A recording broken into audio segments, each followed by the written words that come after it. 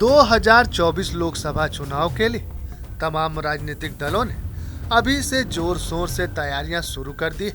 प्रधानमंत्री नरेंद्र मोदी को किसी भी तरह अगली जीत से रोकने के लिए विपक्ष एकजुट भी होता दिख रहा है।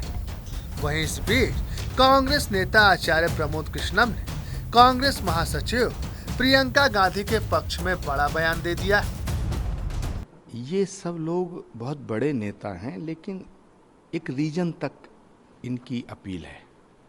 नेताओं के मिलने से मोदी नहीं हारते हैं, नेताओं के मिलने से जनता नहीं मिलती है। कई चुनाव में आपने देखा। तो मैं विपक्ष को अपील करना चाहता हूं कि अगर वो सच में ईमानदारी के साथ मोदी को हराना चाहते हैं तो प्रियंका गांधी को प्रधानमंत्री के पद का उम्मीदवार बनाना चाहिए। आचार्य प्रमोद समूचे विपक्ष से अपील करते हुए कहा कि विपक्ष को अगर 2024 में नरेंद्र मोदी को चुनौती देनी, उन्हें हराना है, तो उन्हें प्रियंका गांधी को अपना प्रधानमंत्री उम्मीदवार घोषित करना चाहिए। उन्होंने कहा कि अगर विपक्ष ऐसा नहीं करता तो प्रधानमंत्री नरेंद्र मोदी को हराना मुश्किल होगा। देखिए, रात के अंधेरे को दूर करने के लिए सूरज की एक किरण चाहिए। बुझे हुए चिरागों से रोशनी नहीं होती है। 2024 का जो चुनाव है ये चेहरों का चुनाव होगा और इस देश की राजनीति में नरेंद्र मोदी एक बहुत बड़ा चेहरा है। अगर नरेंद्र मोदी को हराना है, 2024 में बीजेपी को हटाना है, तो विपक्ष को एक बड़ा चेहरा देना पड़ेगा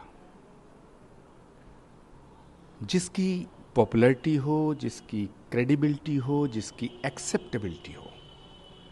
अब मुझे लगता है कि पूरे देश में विपक्ष के पास प्रियंका गांधी से ज़्यादा पॉपुलर, एक्सेप्टेबल और क्रेडिबल फेस नहीं है।